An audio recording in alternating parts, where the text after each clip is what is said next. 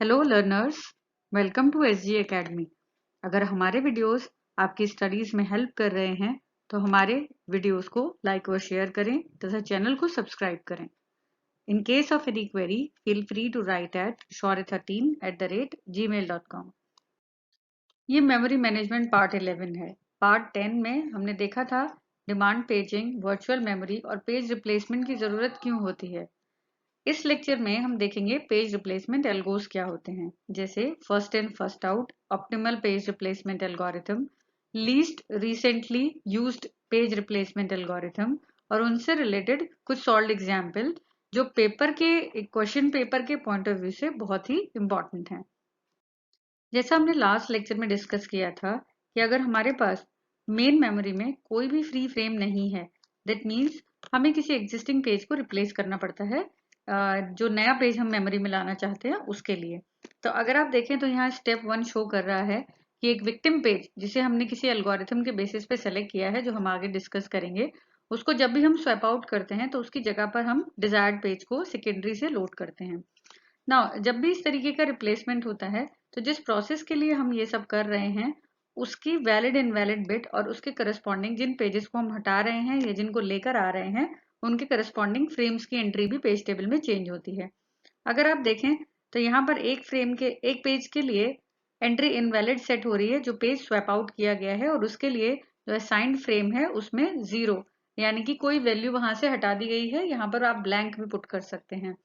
Now अगर आप देखें जो पेज अभी लाया गया है उसके लिए हमने वैलिड बिट सेट कर दी है और उसके लिए f मीन्स यहाँ पर फ्रेम नंबर एलोकेट कर दिया गया है।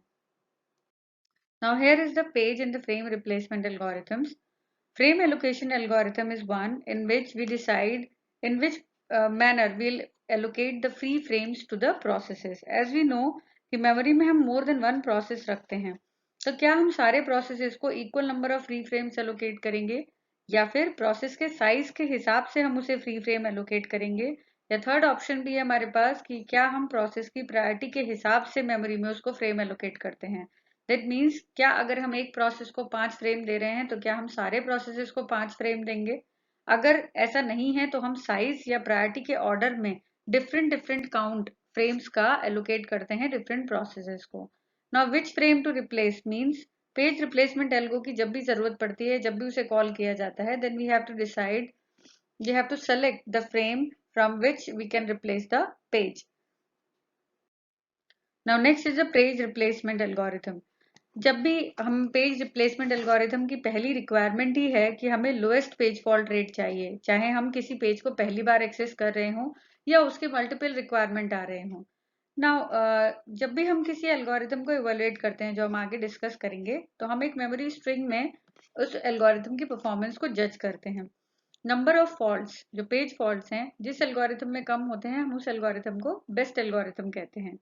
नाउ जो क्वेश्चंस में हमारे पास स्ट्रिंग दी होती है वो केवल पेज नंबर हैं, ना कि फुल एड्रेस हैं। Repeated access to the same page doesn't cause a page fault. अगर पेज मेमोरी में अवेलेबल है और उसके बार बार रिक्वेस्ट आ रही है तो उससे कोई भी पेज फॉल्ट काउंट नहीं होता है। Now results depend on the number of frames available. जितने नंबर ऑफ फ्रेम्स हमारे पास अवेलेबल रहते हैं उन्हीं में हम पेजेस को फिट करते हैं और उन्हीं में से हम पेज रिप्लेसमेंट एल्गोरिथम्स को चलाते हैं। हमारे एग्जाम्पल्स में जो रेफरेंस स्ट्रिंग हमने मानी है वो है, जो कि यहाँ पर लिखी है 701 so on up to 701। Now this is a very general graph of page fault versus a number of frames. जैसे एक नॉर्मल ओपिनियन है कि जितने हमारे पास फ्री फ्रेम ज़्यादा होंगे उतने पेज फॉल्ट कम होंगे, क्योंकि जितनी फ्री मेमोरी होगी हम उतने ही पेजेस को मेमोरी में रख सकते हैं। जितने ज़्यादा पेजेस रख पाएंगे उतना ही कम पेज फॉल्ट होगा। तो अगर एक स्टैंडर्ड ग्राफ देखें तो हमारे पास नंबर ऑफ फ्रेम्स के अकॉर्डिंग पेज फॉल्ट रिड्यूस होती है। तो आप देखें this graph shows the decreasing order of the या decreasing value of the page faults. First algorithm, page replacement algorithm, is first in, first out. This is the reference string. For the remaining algorithm also, we'll take this reference string only. And we are having three free frames for this process. तो जब भी इस तरीके के numericals आप solve करते हैं तो जैसे ये रेफरेंस स्ट्रिंग दी है तो हर नंबर के नीचे आप ऐसे बॉक्सेस बनाते हैं, और ये बॉक्सेस कितने होंगे? 3 मतलब एक आपने ये बॉक्स ड्रॉ करा और उसके 3 पार्टीशन, क्योंकि 3 फ्री फ्रेम आपको दिखाने हैं हर एक स्टेप पर। तो जैसे 7 आया तो अभी 7 के लिए यहाँ पर कोई भी एंट्री पहले नहीं थी, क्योंकि यहाँ पर 3 फ्रेम अवेलेबल हैं, तो आपने 7 को सबसे पहले रख दिया। Now next reference is for 0, अभी भी फ्रेम अवेलेबल है तो हमने यहाँ 0 पुट कर दिया। नाउ नेक्स्ट इज फॉर 1, अभी भी एक फ्रेम अवेलेबल है तो आपने 1 रख दिया। लेकिन यहाँ तीनों जगह एक एक फॉल्ट हुआ, क्योंकि हमारे पास ये पेज अवेलेबल नहीं थे, इनको हमने सेकेंडरी से लेकर आए हैं। नाउ व्हाट अबाउट 2, जैसे यहाँ पर 2 आया तो क्योंकि अब हमारे पास फ्रेम में कोई भी वैल्यू फ्री नहीं है, तो हम क्या करेंगे, जो भी वैल्यू सबसे पहले आपने फिल की थी, दैट मीन्स जो भी पेज फर्स्ट इन हुआ था उसको अब हम सबसे पहले बाहर निकाल देंगे। दैट मीन्स 7 है जो सबसे पहले फिल हुआ था, तो इसको हम फर्स्ट इन फर्स्ट आउट के बेसिस पे सबसे पहले बाहर निकालेंगे और इसको रिप्लेस कर देंगे 2 से। Now the next reference is for 0, क्योंकि 0 पहले से मेमोरी में है तो there will be no page fault in this case, यहाँ कोई भी पेज फॉल्ट नहीं होगा और इसीलिए हम यहाँ पर ऐसे बॉक्सेस ड्रॉ नहीं करते हैं। नाउ व्हाट अबाउट 3, जब आपने 3 रखा तो आप पीछे के केसेस देखिए, यहाँ पर है 2, 0 और 1, जिसमें से 7 जा चुका है। 0 ऐसा पेज है जिसको आपने फर्स्ट इन किया है इन तीनों में से, तो इसी को हम फर्स्ट आउट भी करेंगे, तो 0 को रिप्लेस कर देंगे 3 से। इन the same manner we can draw these boxes for the remaining string values. So जब at last आप ये boxes गिनेंगे तो आपको ये 15 boxes मिलेंगे, जो 15 boxes ये शो करते हैं कि 15 पेज फॉल्ट निकले इस first in first out algorithm से इस रेफरेंस स्ट्रिंग के लिए।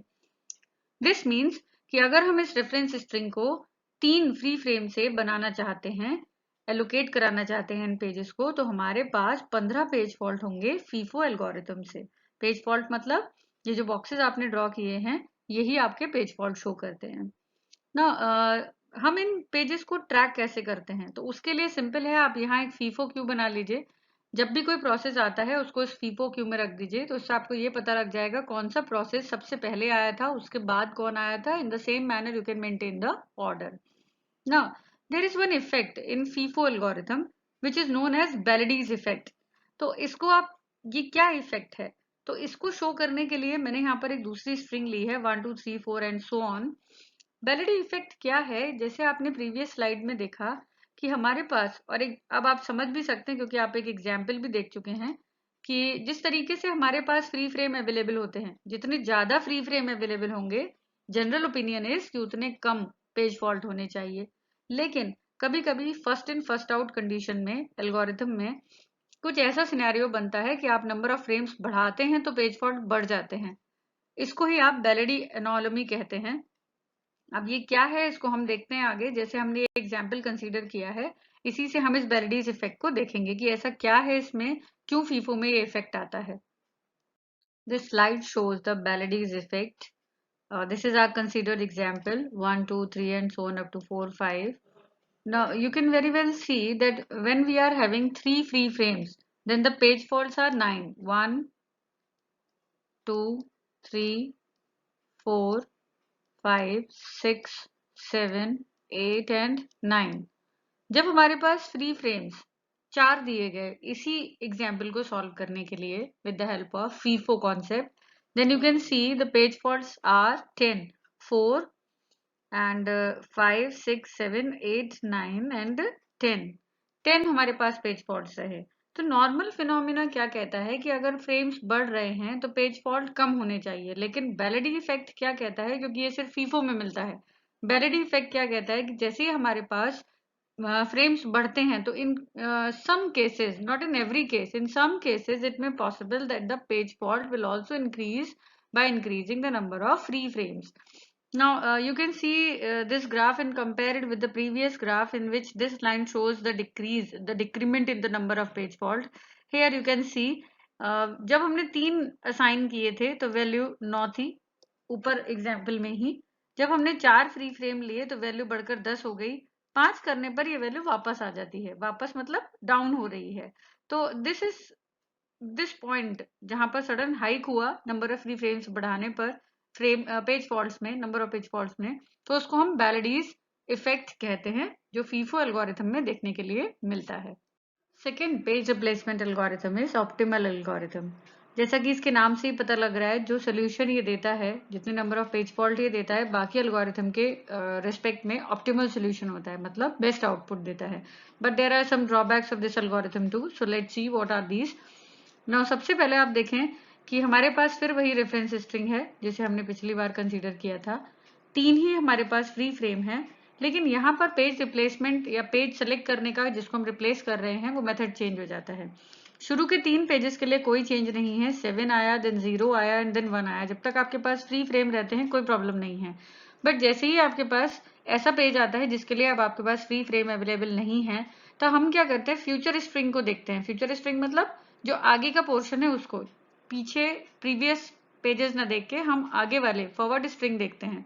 नाउ 2 के लिए अगर आप देखें तो कौन सा चॉइस हमें करना है जिसको हमें रिप्लेस करना है। 7 है हमारे पास, 0 है, 1 है, तो इस स्ट्रिंग में 0, 1 और 7 में जिसका रेफरेंस सबसे लास्ट होगा, यानी कि जिसका सबसे लेट रेफरेंस आ रहा है, उस पेज को हम रिप्लेस कर देते हैं। यानी कि हमने रिप्लेस किया 7 को, क्योंकि वही एक ऐसा नंबर है, 0 का भी तुरंत रेफरेंस आ रहा है, 1 का भी 7 से पहले आ गया, 7 ही एक ऐसा नंबर है जो इन 3 वैल्यूज में जो हमारे पास ऑप्शंस हैं उनमें सबसे लास्ट है।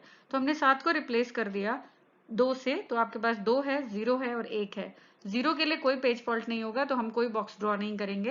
Now what about 3? 3 के लिए हमारे पास 3 चॉइस हैं, 2 है, 0 है, 1 है। Now see the next references, forward references. 0 है, उसके बाद ये देखिए 2 है, और उसके बाद सबसे लास्ट रेफरेंस है 1 का, तो इसलिए हमने किसको रिप्लेस किया, 1 को। Now the values are 2, 0, 3। 0 next reference है जो हमारे पास है। Now what about 4? 4 के लिए आप क्या करेंगे, मेरे पास ऑप्शंस हैं, 2 है, 0 है, 3, तो 4 के बाद आप देखेंगे तो आप देखिए 2 है, 3 है and last one is the 0। In 3 value में से 0 लास्ट है, तो आपने 0 को रिप्लेस कर दिया 4 इंसर्ट करने के लिए। इन the same manner you can draw these boxes for the remaining values 2। तो आप देखोगे इस एग्जाम्पल में अगर आप काउंट करेंगे तो मेरे पास जो पेज फॉल्ट आते हैं, दैट मीन्स ये जो नंबर ऑफ बॉक्सेस आप ड्रॉ करते हो ये 9 आ रहे हैं। तो अगर आप देखो तो जो यही सोल्यूशन जब हमने फीफो से किया था तो फीफो में हमारे पास 15 का काउंट था, यहाँ पर रिड्यूस होके 9 हो गया। लेकिन इस एल्गोरिथम के अपने ड्रॉबैक भी हैं। पॉजिटिव पार्ट इज कि यहाँ पर आपके पास नंबर ऑफ पेज फॉल्ट्स कम होते हैं, सबसे बेस्ट है ये। लेकिन इसका अपना ड्रॉबैक ये है कि how can we predict the future, कि हमारे पास आगे कौन से पेजेस आने वाले हैं, we can't decide in prior. तो हम ये नहीं जान सकते कि इन फ्यूचर में किसका रेफरेंस आने वाला है। सो इसको इम्प्लीमेंट करना टफ है, क्योंकि वी कांट प्रेडिक्ट कि which reference process demands next. So हम इसमें कुछ भी लॉजिक नहीं लगा सकते कि हम आगे से पता कर पाए कि कौन सा प्रोसेस कौन सा पेज प्रोसेस को अब आने वाले टाइम में चाहिए। सो ऑप्टिमल एल्गोरिथम की इस ड्रॉबैक की वजह से हम इसको ज़्यादा यूज़ नहीं करते हैं। Next is least recently used algorithm. So इस एल्गोरिथम का बेसिक क्या है कि ये फ्यूचर नॉलेज की जगह प्रीवियस नॉलेज पे बेस्ड है। दैट मीन्स हम प्रीवियस पेज नंबर्स देखते हैं और उनके बेसिस पे डिसाइड करते हैं कि कौन सा पेज अब रिप्लेस होगा। हमारे पास जो भी पेज रिप्लेस होते हैं वो पेज रिप्लेस होते हैं जिनको बहुत समय से रेफरेंस नहीं किया गया है, इसीलिए वर्ड लगा है लीस्ट रिसेंटली यूज्ड, मतलब जो अभी बहुत समय से इस्तेमाल पेज नहीं हुआ है ना। जब भी इसको इम्प्लीमेंट करने के लिए हम क्या करते हैं, हर एक पेज के साथ लास्ट यूज का टाइम जोड़ देते हैं, तो आपको पता लग जाएगा कौन सा पेज बहुत समय से इस्तेमाल नहीं हुआ है। सो इन दिस एग्जाम्पल जो हमारा रेफरेंस स्ट्रिंग था, अगेन 3 फ्रेम्स हमारे पास अवेलेबल हैं, तो फर्स्ट 3 में कोई प्रॉब्लम नहीं है, बट जैसे ही हमारे पास 2 आता है तो 2 के लिए हम जैसे ही ये 3 बॉक्सेस ड्रॉ करेंगे, now we have to replace some page one page to fit this two। so 701 में अगर हम यहाँ से देखें, क्योंकि अब हम प्रीवियस पेजेस को देखेंगे, तो 7, 0 एंड 1 इन तीनों में 7 है जिसका रेफरेंस सबसे पुराना है, तो वील रिप्लेस 7 विथ 2। तो यहाँ पर हमारे पास 2 फिट हो जाता है। नाउ 0 के लिए, क्योंकि 0 पहले से हमारे पास है, तो हमारे पास कोई भी एक पेज फॉल्ट नहीं आता है। Now what about 3? जब हम 3 फिट करना चाहते हैं तो सिंपल सा यहाँ लॉजिक है, कई बार आप लोग कंफ्यूज हो जाते हैं एलआरयू में, तो सिंपल सा लॉजिक है कि हमारे पास इस बॉक्स में जो जो वैल्यू हैं 2, 0 एंड 1, उनको प्रीवियस स्ट्रिंग में मार्क कर लीजिए 2, 0 एंड 1। जो भी इन तीनों मार्किंग में जो भी सबसे लास्ट है उस पेज को हम रिप्लेस कर देते हैं, यानी कि 3 को फिट करने के लिए हम 1 को रिप्लेस कर देंगे। Now once again there is 0, तो यहाँ पर हम इसको छोड़ देंगे क्योंकि 0 ऑलरेडी मेमोरी में है। Now what about 4? 4 के लिए अगेन हमारे पास 3 चॉइसेस हैं, उनको हम मार्क कर लेंगे 2, 0, 3। यहाँ 2 है, ये 0 है और यहाँ पर 3 है। तो अगर आप इन 3 मार्किंग में देखें तो 2 की मार्किंग सबसे पहले है, सबसे पुरानी है, तो we'll replace 2. तो 4, 0, 3 will be the new available pages. In the same manner, you can fill these boxes, you can draw these boxes for the remaining string. Now, if we count these page faults, then the count will be 12. So we can say that it is better than FIFO, but worst than optimal page replacement. Optimal implementable नहीं है, practical नहीं है. That's why LRU is the best choice among the three. Now the question arises how we will implement the LRU algorithm. The first answer is with the help of counter implementation and the second is with the help of stack. Now जब भी किसी page की entry की जाती है तो उसके साथ एक काउंटर अटैच कर दिया जाता है और इस वेरिएबल में हम जब भी किसी पेज का रेफरेंस आता है तो उस समय जो भी क्लॉक वैल्यू होती है वो इस काउंटर में कॉपी कर दी जाती है। तो जब भी एक पेज को रिप्लेस करा जाता है तो उसकी क्लॉक चेक करते हैं, उसका काउंटर वैल्यू चेक करते हैं। जिसका भी काउंटर वैल्यू स्मॉलेस्ट होता है दैट मीन्स वो पेज सबसे पुराना है, उसी को हम रिप्लेस कर देते हैं। यानी कि हमें पूरा सर्च करना पड़ता है हर एक पेजेस जितने अब तक आ चुके हैं कि उसमें से किसकी काउंटर वैल्यू सबसे छोटी है। Now the next one is the stack implementation which is efficient in comparison with the counter implementation. हम जितने भी पेजेस हैं उन सबको स्टैक में रखते हैं। With the help of doubly link list we will implement this stack. जब भी किसी पेज का रेफरेंस आता है तो हम जिस भी पेज को हमने स्टैक में स्टोर किया है और उसका रेफरेंस आया है तो हम उस पेज को बीच से निकाल के टॉप पे रख देते हैं।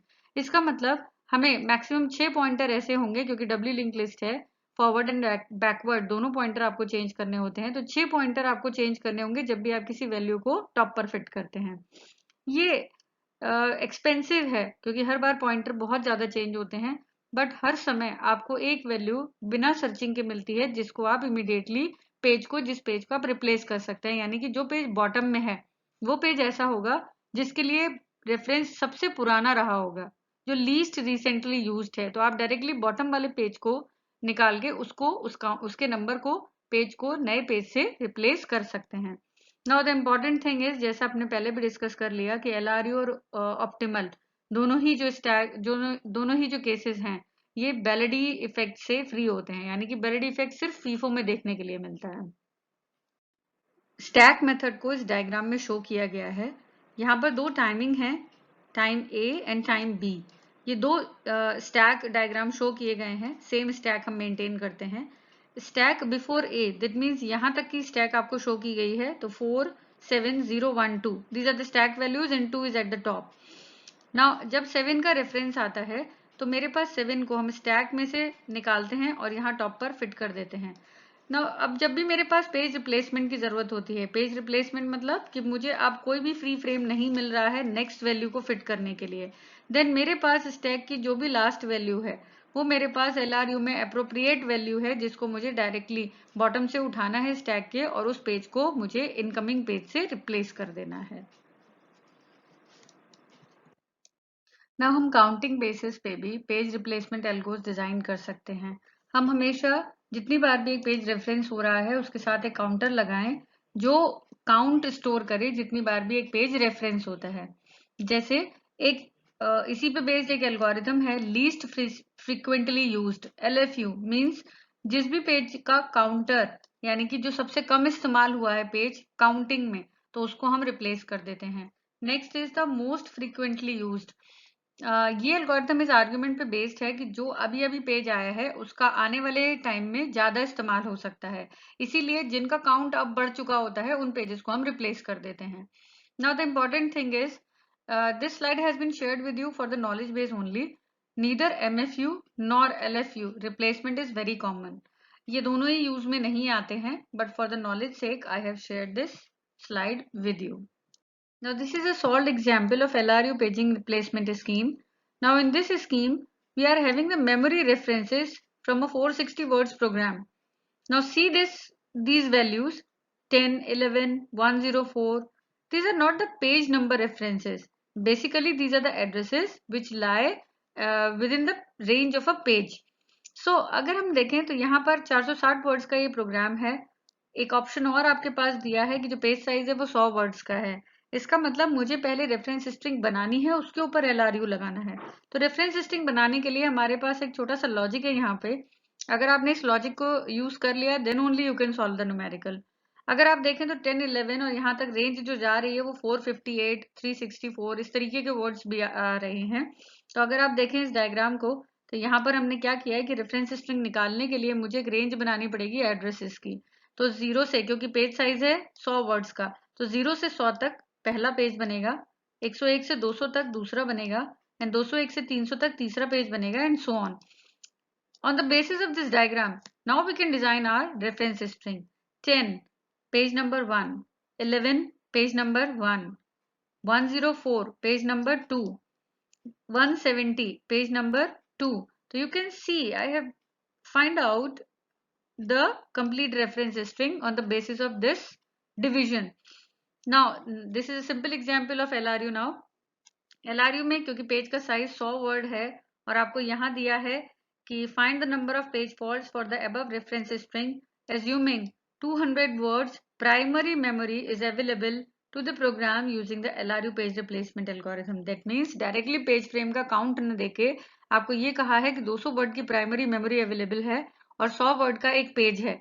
That means पेज साइज बराबर फ्रेम साइज। तो अगर हम फ्रेम का काउंट निकालना चाहें तो आप 200 वर्ड्स की प्राइमरी मेमोरी को डिवाइड कर दीजिए 100 वर्ड से, तो आपके पास 2 फ्रेम अवेलेबल आते हैं। तो प्राइमरी मेमोरी में जितने फ्रेम अवेलेबल हैं दैट इज 2। तो on the basis of this we have design this LRU। So अगर इसमें देखें हमारे पास तो पेज काउंट आता है, पेज फॉल्ट जो काउंट आता है वो 7 आता है, और यहाँ हमने परसेंटेज भी निकाला है कि कितने % पेज फॉल्ट हो रहे हैं। So this is one more example from my side. Now, I have taken the reference of operating system concepts Galvin 6th edition. In case of any query, feel free to write at shaurya13@gmail.com. हमारे channel को subscribe करना, videos को like व share करना ना भूलें। Thank you, stay blessed.